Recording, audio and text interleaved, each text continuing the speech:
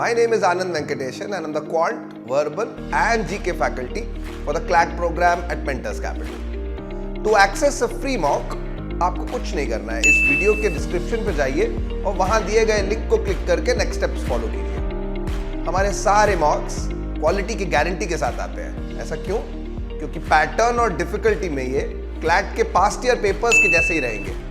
और तो और हमारे पोर्टल पे आपको स्कोर एनालिसिस और डिटेल्ड एक्सप्लेनेशंस भी मिलेंगे। So what are you waiting for? Access your free mock today.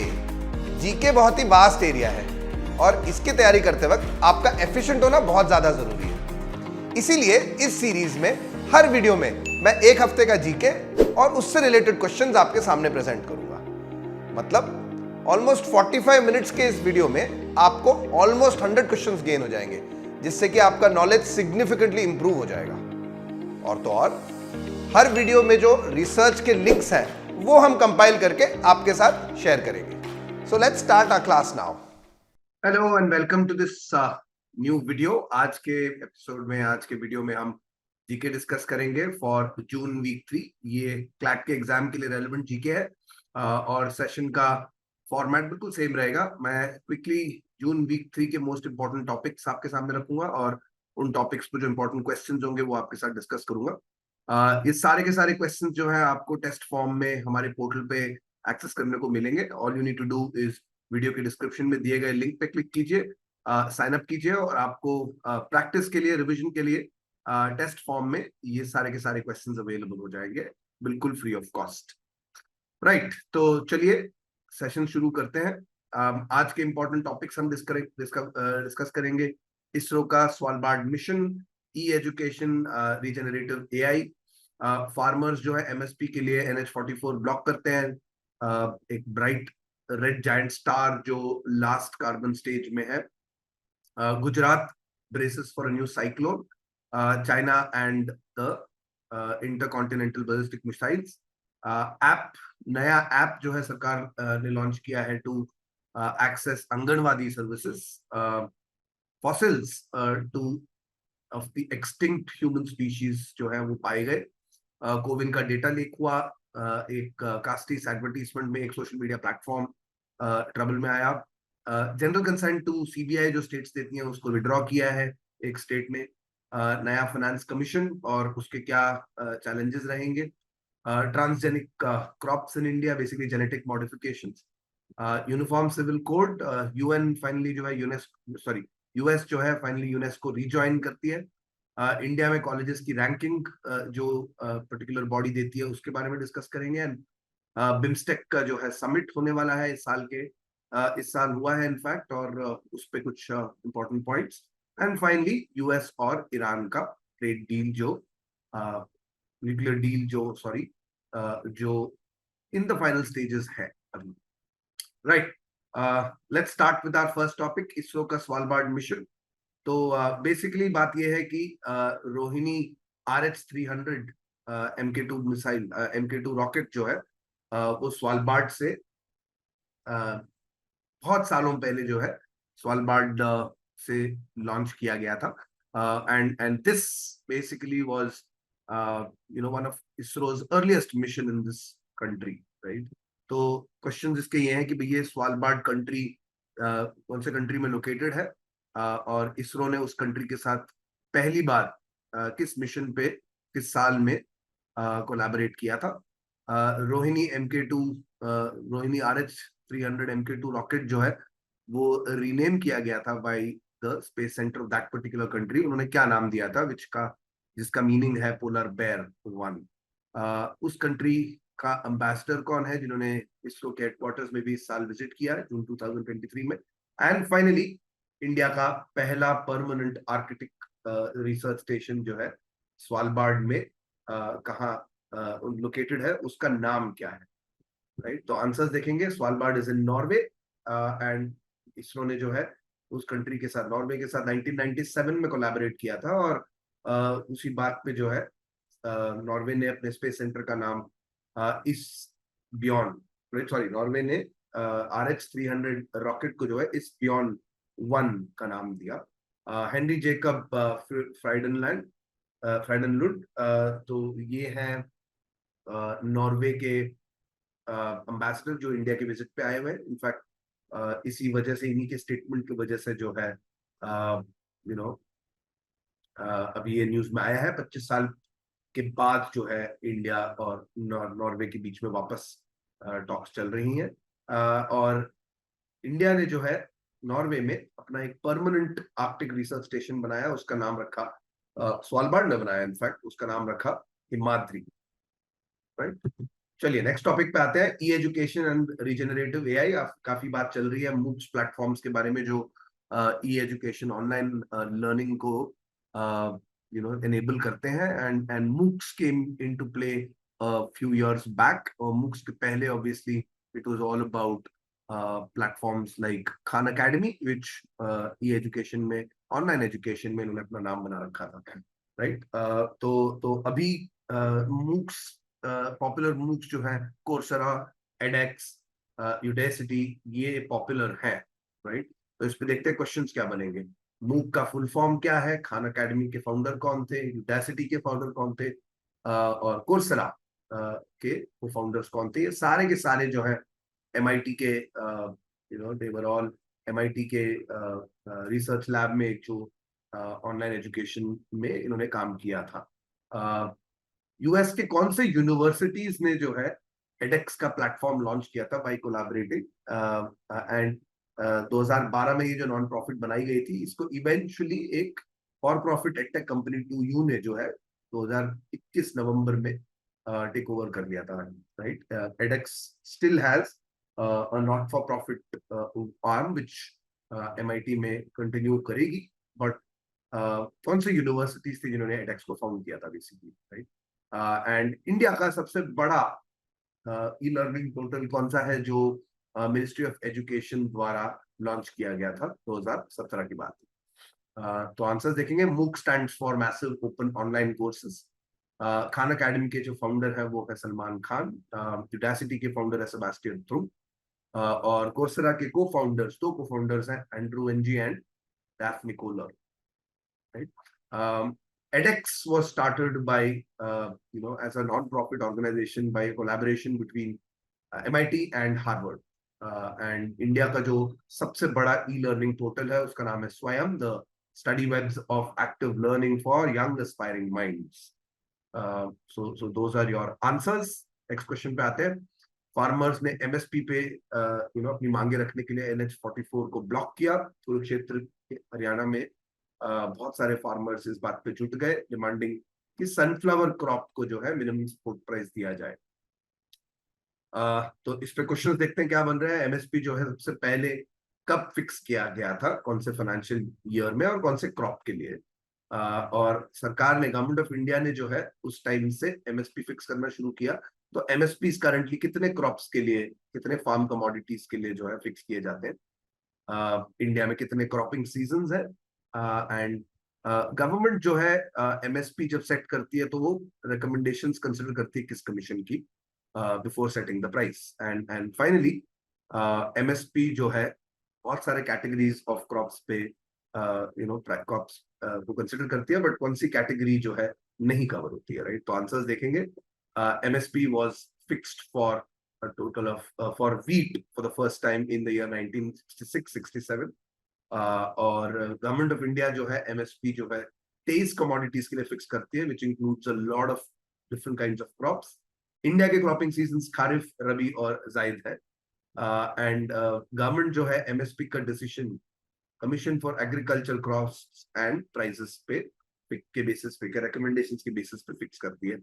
Currently India में जो एमएसपी कवर होते हैं, that those 23 crops include cereal crops, 7 of those, pulses, 5 of those, 7 oil seeds, and 4 commercial crops, which includes cotton and sugarcane, right? But it does not do so for any other kind of crop, which includes feed crops and ornamental crops, etc., etc.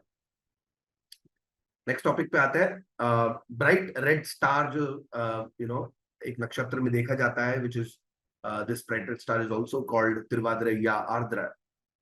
तो ये एक constellation का हिस्सा है, और हम बहुत सालों से, बहुत सदियों से इस स्टार को अपने वेदों में और अपने कस्टम्स में हम इस स्टार को बहुत बखूब जानते हैं, राइट। बट साइंटिस्ट्स ने रिसेंटली इस स्टार को स्टडी किया और उससे निकलते हुए लाइट को और उसके पल्सेशन को स्टडी किया और उसकी इरेगुलरिटी से मतलब उसके चेंजिंग ड्यूरेशन से उनको समझ में आया कि भाई इसमें एक स्टेज चेंज हुआ है और ये स्टार अब अपना लास्ट कार्बन बर्निंग स्टेज पे आ चुका है, और इसका मतलब है कि ये स्टार इवेंचुअली अपने फाइनल स्टेज पे पहुंच जाएगा क्योंकि इसका फ्यूल खत्म हो जाएगा, right, and it will die eventually. And obviously there is a little bit of controversy क्योंकि कुछ लोग कहते हैं कि नहीं, आपके मेजरमेंट्स और आपका असम्पशन गलत है और इसमें अभी काफी टाइम है। इन एनी केस ये स्टार कोलैप्स करेगा, ये हमारे लाइफ टाइम के बाहर है, right. So there is plenty of time for us to continue to see the star in the sky. चलिए इस पे क्वेश्चंस देखते हैं कि इस ब्राइट रेड स्टार का नाम क्या है और ये कौन से कॉन्स्टलेशन का पार्ट है, राइट। और जहां तक बात करें स्टार्स की, तो स्टार्स जो है लाइटर एलिमेंट्स को कंबाइन करके हेवियर एलिमेंट्स में कन्वर्ट करता है in order to produce energy, right. So ये कौन सा प्रोसेस है जिसके बेसिस पे ये होता है, और कौन सा एलिमेंट है जिसको स्टार्स कंबाइन करके इनिशियली हीलियम में कन्वर्ट करते हैं और एनर्जी प्रोड्यूस करते हैं, तो कौन से एलिमेंट की हम बात कर रहे हैं। एंड फाइनली स्टार के वेरियस स्टेजेस को आपको जानना चाहिए, but what is the last stage of a star, it can vary depending on its mass, so what are the possible final stages. Answers देखेंगे। Betelgeuse is the name of the star जो Orion galaxy का एक star है, और stars जो है fusion process के basis पे lighter elements such as hydrogen को फ्यूज करके वो कंबाइन करके जो बनाते हैं into heavier elements like helium. And final stages of a star's life, it becomes a white dwarf or a neutrino, a neutron star, or if it's massive, then it also can become a black hole. Right, next topic पे आते हैं। गुजरात में नया cyclone, extremely severe storms predicted है। Landfall जो है गुजरात के Kutch reason में होने वाला है, और सरकार ऑब्वियसली इसको वार्निंग्स देख करके जो है ऑपरेशंस में जुट गई है in order to shift people to different locations, right. तो इस साइक्लोन का नाम क्या है, और इंटेंस सर्कुलर स्टॉर्म्स जब आते हैं ओरिजिनेट करते हैं वार्म ट्रॉपिकल ओशंस में, and which have wind speeds exceeding 119 kilometers per hour and also heavy rains, what are they called? Naming of cyclones की हम बात करें तो which organization maintains a list of rotating names जो tropical cyclone basin के लिए appropriate किए जाते हैं, तो उस organization का नाम बताइए। और the science behind the formation of a cyclone includes an effect which is a invisible force that occurs in rotating objects that and this force seems to deflect the wind, and this is the effect which occurs in cyclones and trade winds, right. So इस effect का नाम बताइए, और इस specialized इस type के storms को combat करने के लिए, rehabilitation purpose के लिए और disaster management purpose के लिए कौन सी force जो है constitute करी गई है इंडिया में। तो आंसर्स देखेंगे।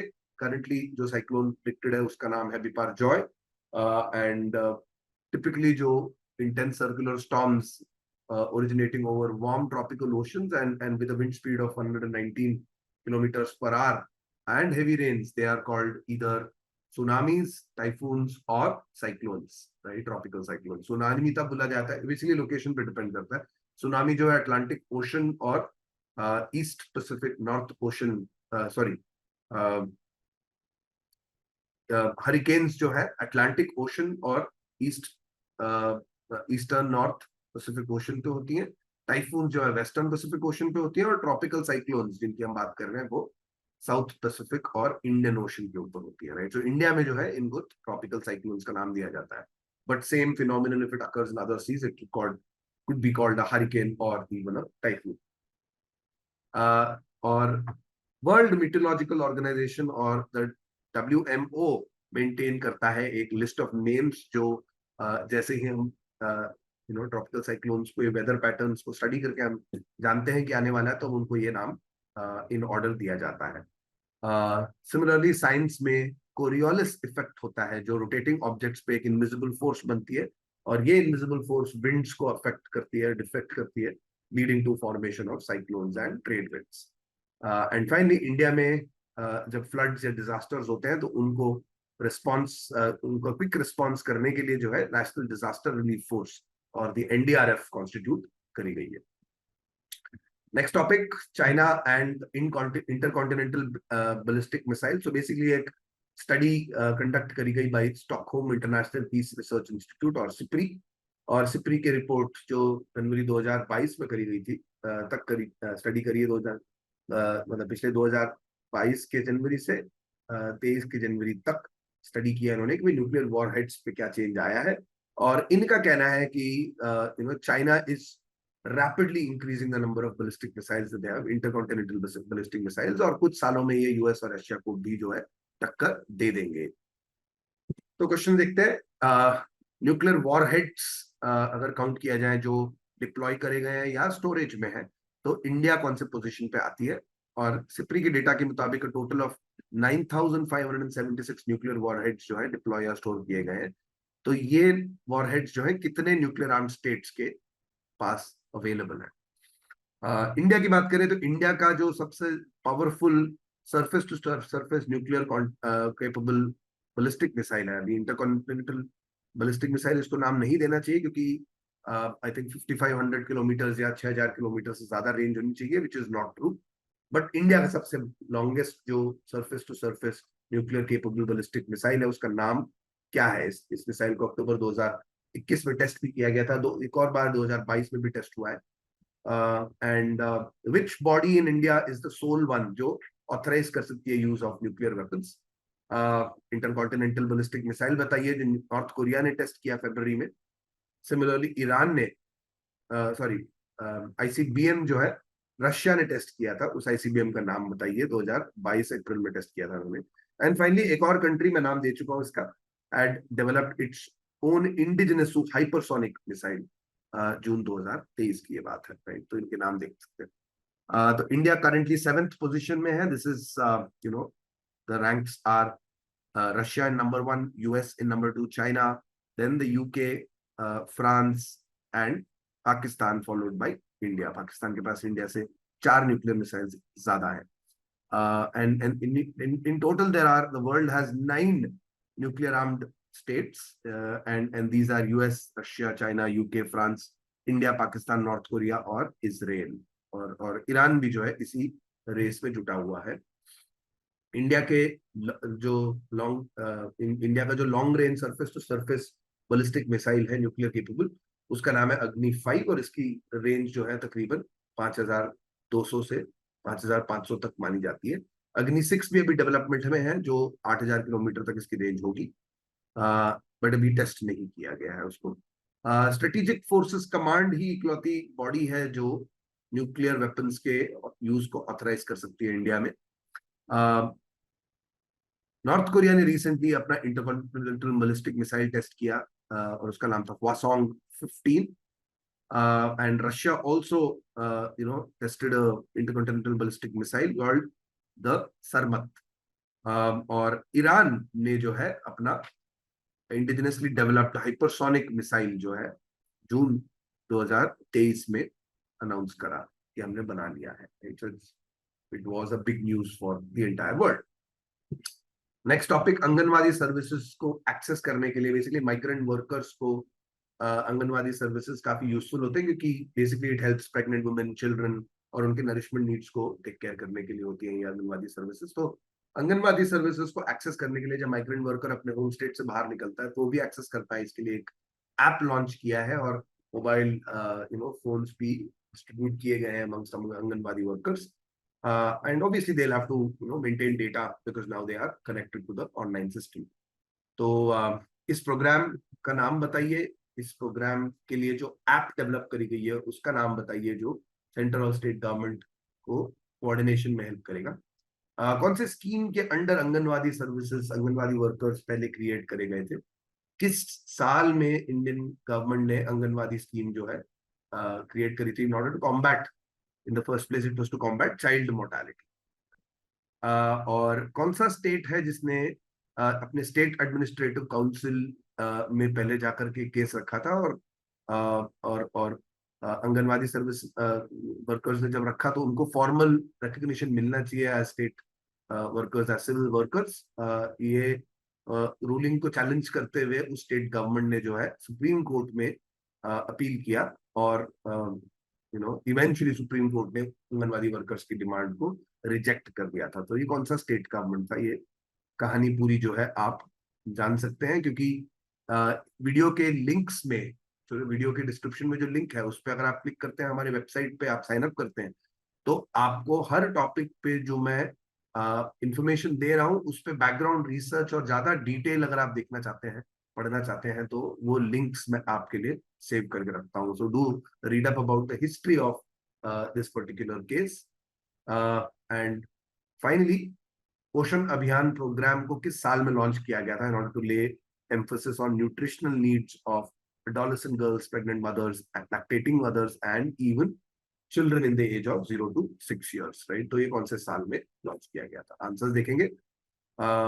ये प्रोग्राम जो आंगनवाड़ी सर्विसेज को ऐप पे डालने का प्रोग्राम है, one nation one anganwadi programme के नाम से जाना जाता है, और इसके लिए सरकार ने जो है पोषण ट्रैकर ऐप बनाया है। ये स्कीम जो है integrated child development scheme services, ICDS के नाम से जानी जाती है। और ये स्कीम जो है आंगनवाड़ी वर्कर्स को सबसे पहले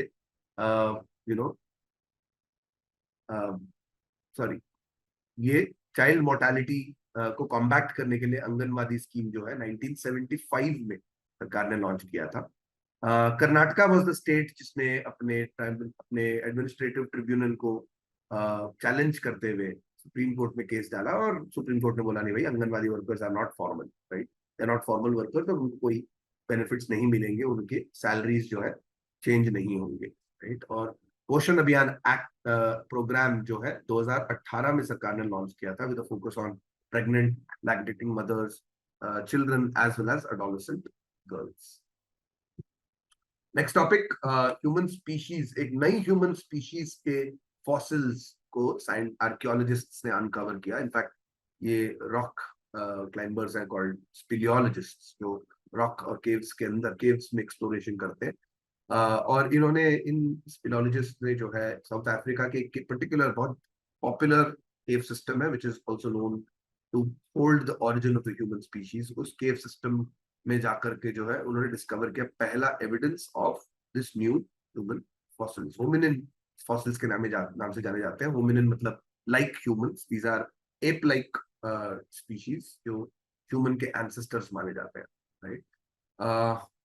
और ये जो नया स्पीशीज है, माना जाता है ये तकरीबन 3 लाख से 2.5 लाख से 3 लाख साल पुराने टाइम पे ये साउथ अफ्रीका में उस पर्टिकुलर लोकेशन में बसे हुए थे। तो इसमें क्वेश्चन देखते हैं, इस केव सिस्टम का नाम बताइए जहां पे ये फॉसिल्स पाए गए, और जो नई स्पीशीज है उसको क्या नाम दिया गया है, और फॉसिल्स की एज कौन से साइंटिफिक प्रोसेस से हम मेजर करते हैं, और उस पर्टिकुलर प्रोसेस में कौन सा एलिमेंट यूज किया जाता है।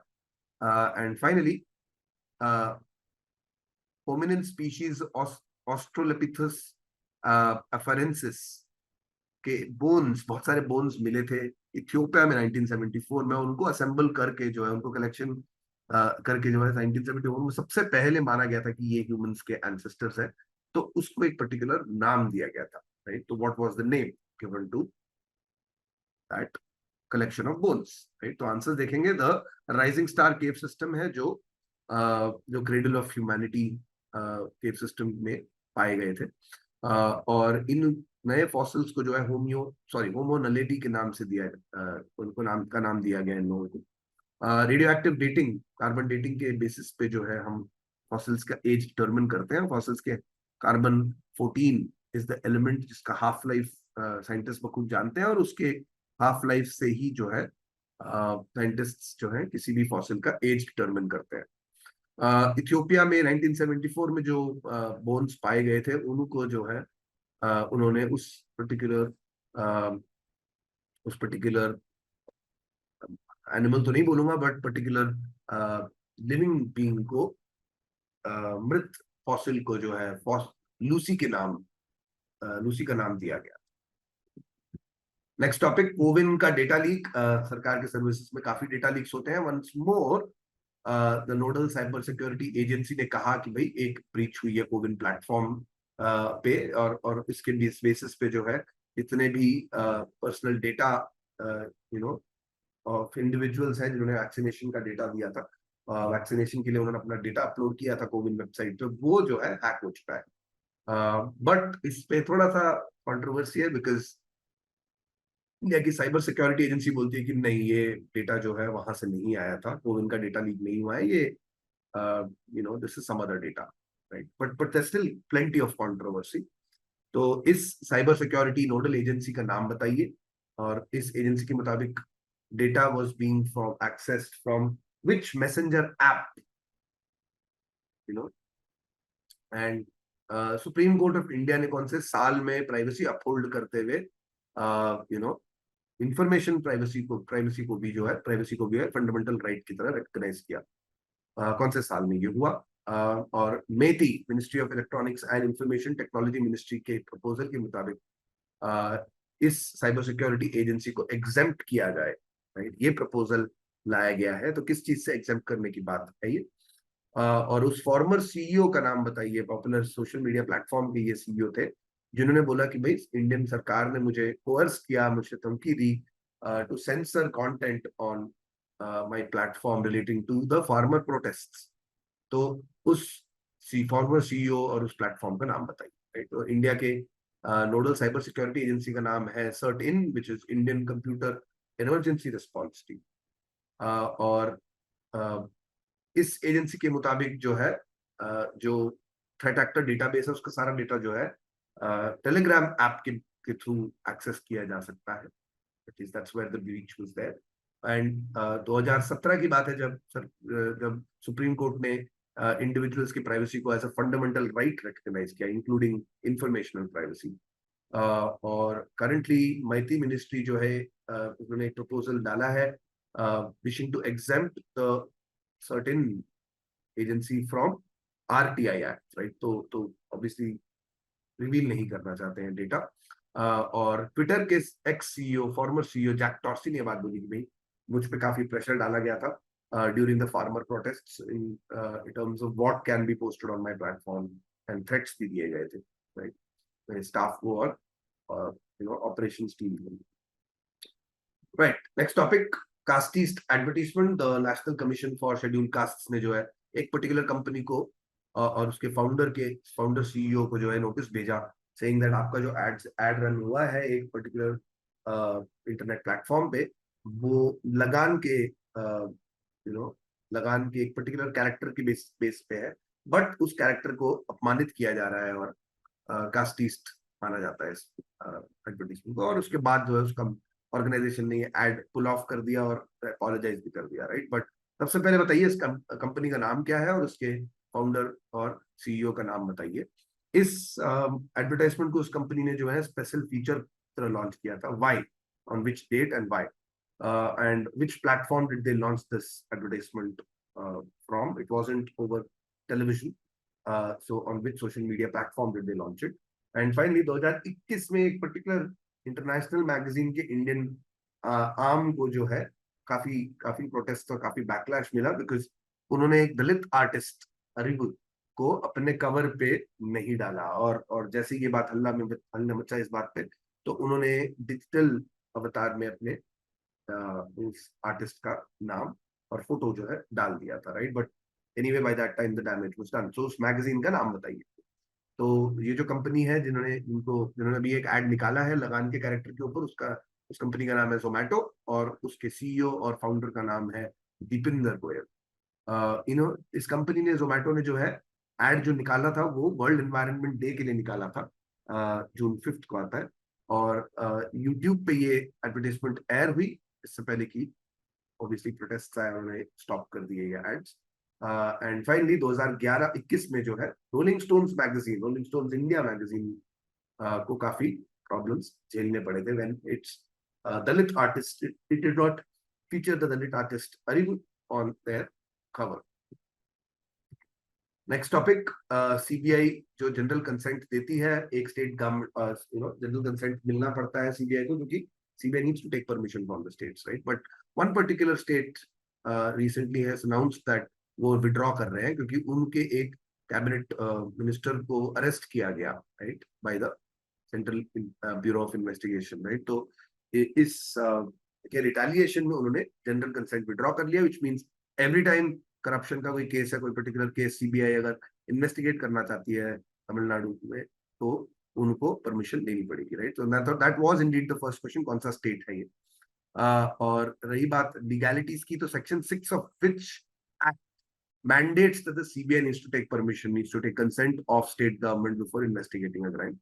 कौन सी सेंट्रल इन्वेस्टिगेशन एजेंसी है, not besides the one that is being talked about here, CBI, जिसका jurisdiction एक्चुअली पूरे कंट्री में कहीं भी हो सकता है, राइट। तो they don't need any permission and what not. At present कितने स्टेट्स में जो है अपना जनरल कंसेंट विड्रॉ कर लिया है, all of these are non BJP states. तो कितने ऐसे स्टेट्स हैं, और कौन सा स्टेट है जिसने रिसेंटली 2022 में when change in power happened, तो उन्होंने विड्रॉ किया कंसेंट जो है वापस रिस्टोर कर दिया था, तो कौन सा स्टेट था ये। तो आंसर्स देखेंगे, ये रिसेंटली इसमें स्टेट गवर्नमेंट ने विड्रॉ किया जनरल कंसेंट, वो है तमिलनाडु। और section 6 of the Delhi special police establishment act, DPSC act, DSP act के अंडर जो है कंसेंट की रिक्वायरमेंट है before the CBI conducts any sort of investigation in the state. NIA is the national investigation agency, जो जिसका jurisdiction country में किसी भी कोने में ऑलरेडी है, so they don't need to consult or take permission from the state. At present, there are 10 states besides Tamil Nadu. You have West Bengal, you have Punjab, you have Rajasthan, you have Meghalaya, Mizoram, you have Kerala, you have Telangana, you also have Jharkhand and Chhattisgarh, जिन्होंने withdraw कर लिया है अपना consent, general consent.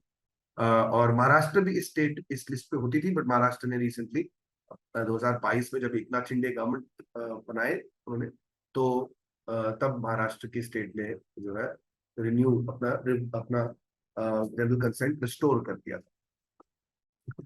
Next topic, नए finance commission जो सून appoint होने वाला है, और बेसिकली सेंटर फाइनेंस कमीशन करता क्या है, वो जो है सेंटर से स्टेट के बीच में जो टैक्स का एलोकेशन है और फंडिंग है फॉर वेरियस स्कीम्स, वो कहाँ से आएंगे, इस बात को असेस करता है और रिकमेंडेशन देता है union government, right. So currently 41% जो सेंटर जो है टैक्सेस कलेक्ट करती है, 41% जो है वापस स्टेट को दे देती है, राइट। तो पहला क्वेश्चन है कि कौन से साल में फाइनेंस कमीशन पहले अपॉइंट करी गई, और कौन से साल के पॉपुलेशन फिगर्स को अकाउंट में लेना चाहिए। ये अभी प्रपोजल आया है, but in fact 2000 previous financial commission which was set up in which is what the previous question was, उस previous financial commission के हिसाब से कौन से population figures को जो है expenditure determine करने के लिए यूज किए जाने, काफी controversial choice था ये। फिर बात करेंगे अगर प्लानिंग कमीशन की जो कौन से साल में उसको अबॉलिश किया गया है, सिग्निफिकेंट इसलिए because until there was a planning commission, the planning commission would take care of any disinvestments and also and what kind of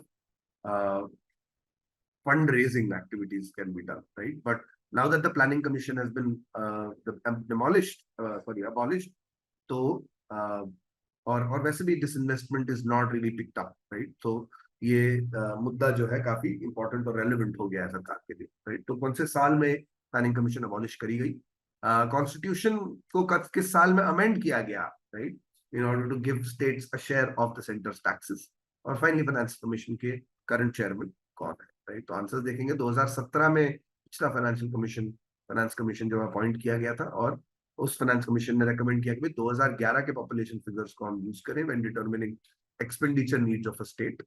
planning commission को जो है 2014 में अबॉलिश किया गया था, right, which means that the need of the recommendation of the finance commission became even more important and influential from that point onwards, right. Constitution में को जो है पहली बार 2000 के साल में अमेंड किया गया, which in then incorporated that center needs to give a share of their taxes to the states, और currently नंद किशोर सिंह और एनके सिंह जो है फाइनेंस कमीशन के चेयरमैन हैं। फिर जेनेटिक्स की बात करेंगे। ट्रांसजेनिक्स क्रॉप्स जो जेनेटिकली मॉडिफाई किए गए हैं in order to combat specific things, उनके एक पर्टिकुलर सीड की टेस्टिंग की बात ये पैराग्राफ करता है। तो क्वेश्चन देखेंगे कि भाई कौन सी ऑटोनॉमस बॉडी है जो एग्रीकल्चर रिसर्च को कोऑर्डिनेट करती है इंडिया में। It's the Indian council for agricultural research. और जेनेटिक और बायोटेक्नोलॉजी रिलेटेड आइटम्स को रेगुलेट करने वाली manufacture, storage, import export of hazardous substances, इसको ओवरसी करने वाली जो एजेंसी है वो है जेनेटिक इंजीनियरिंग अप्रेजल काउंसिल या GEAC। और इस बॉडी को जो है मिनिस्ट्री ऑफ एनवायरनमेंट के अंदर में, environment and forest and climate change के अंडर सेटअप किया गया है। और इंडिया में currently cotton is the only crop which transgenic crop which is being used for commercial cultivation। इस पे 2 क्वेश्चन और है। एक पर्टिकुलर कॉटन का सीड है, ट्रांसजेनिक कॉटन का सीड है, जो काफी रेजिलिएंट है to one of the major pests called the pink bollworm. और इस एजेंसी ने जो है रेकमेंड किया, जो इंडिया की GEAC है, उन्होंने रेकमेंड किया कि इस पर्टिकुलर सीड को जो है फार्मर्स टेस्ट करे। 4 स्टेट्स में रिकमेंडेशन दिए, बट 3 स्टेट्स ने जो है रिजेक्ट कर दिया। कौन सा वो एक स्टेट है जिसने परमिशन दिया है for these tests? So the answer is CRY2 AI is the name of the cotton seed that is resistant to pests, specifically pink bollworm. Or Haryana is the only state which has given its permission, for testing out this CRY2 AI crop seeds. Next topic uniform civil code. Obviously एक commission है, नाम नहीं बताऊंगा, but इस commission ने recommend public के views मांगे हैं about introduction of uniform civil code. और कमीशन जो इसने रेकमेंड किया है, जो पब्लिक से भी व्यूज मांग रही है, सोलिसिट कर रही है, उस कमीशन को जो है अब इंडिपेंडेंट इंडिया में अपॉइंट किए हुए कितने साल हो गए, right? So the first question, which commission, right? Second question, ऐसे कितने कमीशन इंडिपेंडेंट इंडिया में बनाए जा चुके हैं? थर्ड क्वेश्चन, इस कमिटी के करंट चेयरमैन कौन है कमीशन के? और इंडिया में ऐसा कौन सा स्टेट है जिसमें मैरिजेस, डाइवर्सेस, अडॉप्शन के लिए कॉमन लॉ, हर रिलीजन के लिए कॉमन लॉ है, राइट? ये कौन सा स्टेट है? और कॉन्स्टिट्यूशन का कौन सा आर्टिकल है जो ये बात कहता है कि भाई एक यूनिफॉर्म सिविल कोड सिक्योर करने के लिए एंडेवर करनी चाहिए सरकार को? तो आंसर देखेंगे। लॉ कमीशन है जिसने पब्लिक से व्यूज मांगे हैं अबाउट यूनिफॉर्म सिविल कोड, और ये currently 22nd law commission is currently being formed in independent India and composes of legal experts, retired judges, etc. etc. और करंटली हमारे लॉ कमीशन के जो चेयरमैन है उनका नाम है ऋतुराज अवस्थी। और इंडिया में गोवा का स्टेट है जो समान सारे रिलीजन्स को जो है इक्वल फुटिंग पे रखता है regarding marriages, property, divorce and not property, marriages, divorces and adoption services, right? और इंडियन कॉन्स्टिट्यूशन का आर्टिकल 44 है, which is part of the directive principles of state policy. वो ये कहता है कि भाई यूसीसी सिक्योर करने के लिए सरकार एफर्ट्स डालेगी, एंडेवर करेगी, so that all citizens are treated equally in the territory of India. Next topic, US ने हमसे केस बात करी कि हम यूनेस्को वापस ज्वाइन करना चाहते हैं, और this comes after a few years after the Trump government had pulled out of the UNESCO, citing that, well, hey, this is too much of a funding burden for us, right? In fact, अब उनके join करने का reason है China का threat, right? So they believe कि China is able to exert a lot of influence on the UNESCO. तो counter करने के लिए यूएस ने, प्रेसिडेंट जो बाइडेन ने जो है यूनेस्को में वापस ज्वाइन करने का न्यूज निकाला। क्वेश्चन देखेंगे, यूएस ने जो यूनेस्को से कब विड्रॉ किया था, और रिज्वाइन करने के लिए Australia will have to pay its dues which run to the tune of how many $1 million। UNESCO कब बनाई गई, राइट? और जब बनाई गई थी तो यूएस उसके फाउंडिंग मेंबर थे। 2018 में ट्रम्प एडमिनिस्ट्रेशन के अंडर यूनाइटेड स्टेट्स ने जो है एक और यूएन ऑर्गेनाइजेशन से अपना मेंबरशिप विड्रॉ किया, right? So what is the name of that organisation? And finally कौन से स्टेट प्रेसिडेंट है यूएस के जिन्होंने पिछले टाइम जो विड्रॉ किया था वो 1984 में किया था, right? So which president was that particular president? Name answers देखेंगे। यूनेस्को से 2017 में यूएस ने विड्रॉ किया था, एंड सिंस देन उनके काफी सारे ड्यूज पेंडिंग है, so to the tune of $600 million, right, in outstanding dues. UNESCO जो है 1945 में बनाई गई थी with US as one of its partners, and the UN human rights council, right, erstwhile known as human rights commission, UN human rights commission, इसको Trump ने जो है उस बॉडी से भी यूएस को बाहर निकाल दिया, विड्रॉ कर दिया।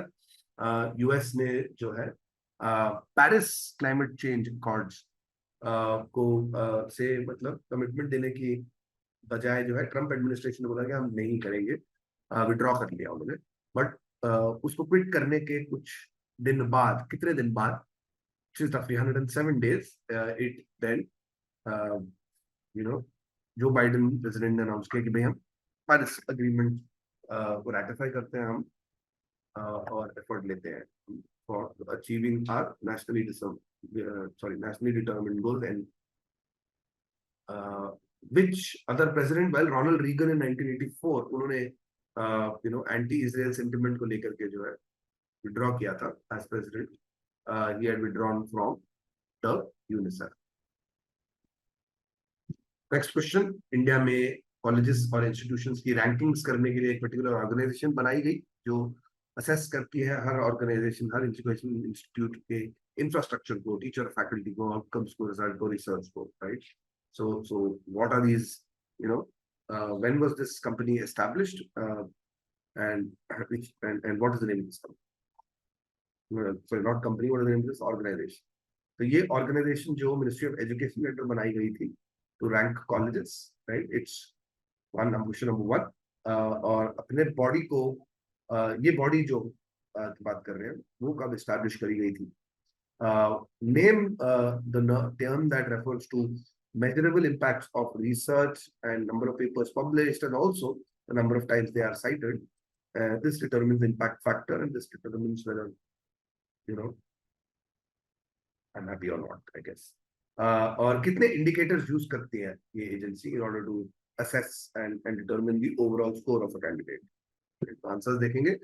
NIRF, National Institute for National Institution Ranking Foundation, 2016 में बनाई गई इस ऑर्गेनाइजेशन ने पर्टिकुलर लोकेशन का मुआयना किया था, राइट? एनीवे, एक उस टर्म का नाम measurable aspects of research, papers published, cited etcetera, उसका स्पेसिफिक नेम है, it's called biometrics, and the fear is कि बहुत ज्यादा बायोमेट्रिक्स हम करना दे रहे हैं, focus on other things, whereas the main problem that needs to be solved needs to be looked at. NIRF जो है 5 की इंडिकेटर्स को मेजर करता है, स्कोर देता है और उसके बेसिस पर रैंकिंग करता है। These 5 indicators are teaching, learning and resources, research and professional practice, general outcomes, and outreach and sustainability, outreach inclusivity, right? So this was this particular topic. Next topic पे आते हैं। बिम्स्टेक का summit जून के महीने में हो रहा है, और इस समिट के दौरान इंडिया में एक पर्टिकुलर थिंक टैंक के सामने, एक पर्टिकुलर ऑर्गेनाइजेशन के सामने ये बात करी secretary of the ministry of external affairs. उन्होंने बात कही भाई हम एक मिशन 2030 अडॉप्ट करेंगे, उस mission which will encourage us to collaborate and maintain peace. तो बिम्स्टेक की बात करें तो बिम्स्टेक ग्रुपिंग में कितने कंट्रीज हैं? बिम्स्टेक किस साल में एस्टैब्लिश किया गया था और कौन से डिक्लेरेशन के बेसिस पे एस्टैब्लिश हुआ? 2023 का, करंट इस साल में जून 13 जून में बिम्स्टेक जो है कौन से शहर में होल्ड किया गया, और बिम्स्टेक जो है कौन से टाइप के रिविजन को अट्रैक्ट कर रही है?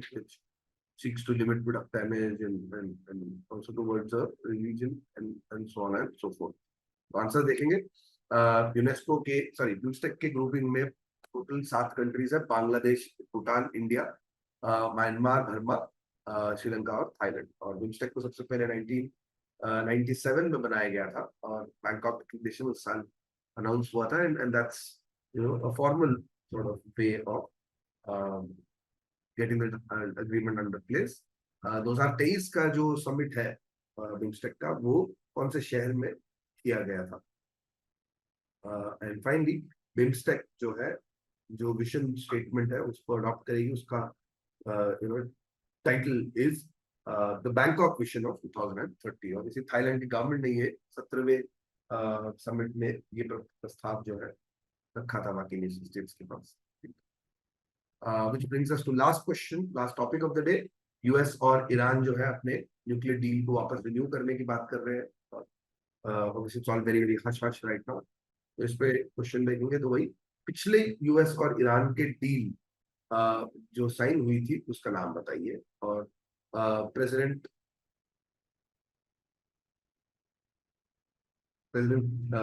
क्लिंटन के द्वारा साइन किया गया ये जो डील है वो प्रेसिडेंट ट्रंप ने डिसमेंटल कर दिया, राइट? कौन से साल में डिसमेंटल किया? और अब जो डील है उस मतलब पुराना जो डील है, not the new one, earlier deal was called the joint comprehensive plan of action या JCPOA, राइट? तो JCPOA जो है, इवन दो यूएस और ईरान के बारे में टॉपिक चल रहा है, but how many signatories are there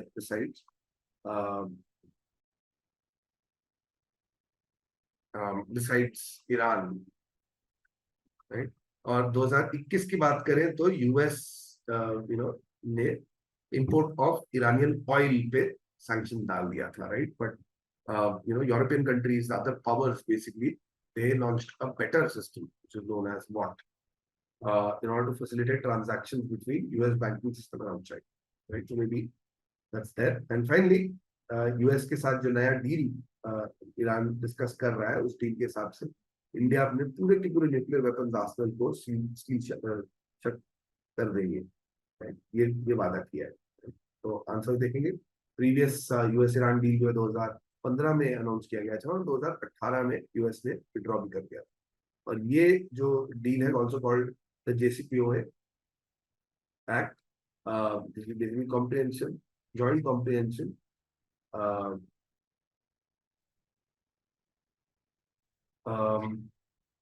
और ईरान का जो डील है, न्यूक्लियर डील है, वो sign between Iran and the P5+1 countries, right? P5 are the permanent members of Security Council, which includes the US, UK, Russia, China, France, and sit, right? And Germany is also the +1 in this particular list। So P5 and Germany 2021 में US ने जब sanctions impose किए थे और import पे crude oil के imports पे sanction impose किए थे, तो बाकी के जो 5 मेंबर्स हैं बिम्स्टेक के, उन्होंने यूएन ईरान की डील में उन्होंने ये बात बोली, पेश किया कि भाई हम सफर नहीं होने देंगे। उन्होंने बोला कि हम एक एक प्लेटफॉर्म हम बार्टर सिस्टम के लिए यूज करेंगे, राइट? तो उस प्लेटफॉर्म का नाम बताइए। और जो यूएस के साथ डील हो रहा है ईरान का, उसके मुताबिक यूएस जो है स्पेसिफिक टारगेट्स पे they will block, freeze nuclear development, right? So that concludes this particular topic and that concludes June week 3। I hope आपको कुछ सीखने को मिला और कुछ नॉलेज आपका इंप्रूव हुआ है। Do try to take this again as a test at least 2 or 3 times, क्योंकि जीके तभी याद होता है। जाते जाते आपको एक क्विक रिमाइंडर दे दूं, हमारे टेस्ट सीरीज काफी हाई क्वालिटी टेस्ट सीरीज है। क्लैट के न्यू पैटर्न पे हम आपको टेस्ट्स प्रोवाइड करेंगे, which means these are extremely high research और पैटर्न में बिल्कुल क्लैट के जैसे ही रहेंगे। और तो और आपको अपने परफॉर्मेंस को एनालाइज करने के लिए एक डैशबोर्ड मिलेगा और डिटेल्ड वीडियो सॉल्यूशंस मिलेंगे हर क्वेश्चन, राइट? तो इन सबको एक्सेस करने के लिए आज ही वीडियो के डिस्क्रिप्शन में दिए गए लिंक पे क्लिक कीजिए और फॉलो अप स्टेप्स फॉलो करने के बाद आप जो है साइन अप कंप्लीट कर लीजिए to claim your free mock today. Thank you, have a great day, wish you all the very best guys.